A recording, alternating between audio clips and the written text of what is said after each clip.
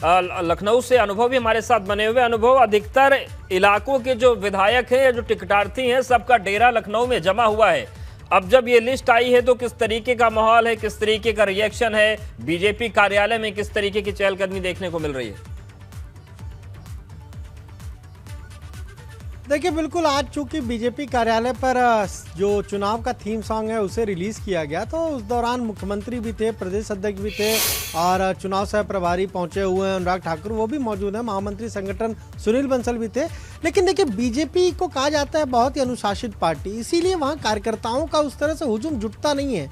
अब आप सोचिए, टिकट बंट रहे हैं लेकिन उसके बावजूद भी बीजेपी कार्यालय पर कोई इतनी बहुत भीड़ आपको नजर नहीं आएगी। हाँ, आज भी कुछ कार्यकर्ता जरूर पहुंचे थे, कुछ लोग अपना बायोडाटा लेकर पहुंचे थे, कुछ लोग टिकट की आस में पहुंचे थे, पर सबको पता है कि बीजेपी में टिकट फाइनल दिल्ली से होता है, इसीलिए ज्यादातर लोग दिल्ली में ही डेरा डाले रहते हैं।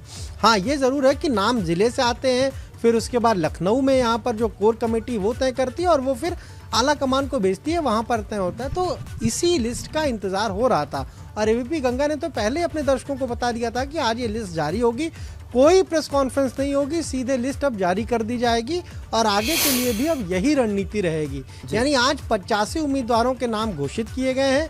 कुल 118 सीटों पर तीसरे और चौथे चरण में चुनाव होने हैं, यानी लगभग 33 नाम अभी और सामने आने हैं। सबसे महत्वपूर्ण बात यह है, देखिए, अगर हम उन्नाव की एक सीट की बात करें, भगवंत नगर की, तो वहां पर अभी वर्तमान में विधानसभा अध्यक्ष हिरणानंद दीक्षित हैं, वो विधानसभा के अध्यक्ष हैं, पर उनकी सीट पर अभी कोई चर्चा, कोई नाम घोषित नहीं किया गया, तो उस सीट पर भी शायद चर्चा हो रही है। इसी तरीके से कुछ और भी सीटें हैं जहां पर अभी ये नाम घोषित नहीं किए गए, तो पार्टी कुछ सीटों पर हो सकता है कि अलग अलग नाम आए हों, उस पर विचार कर रही हो।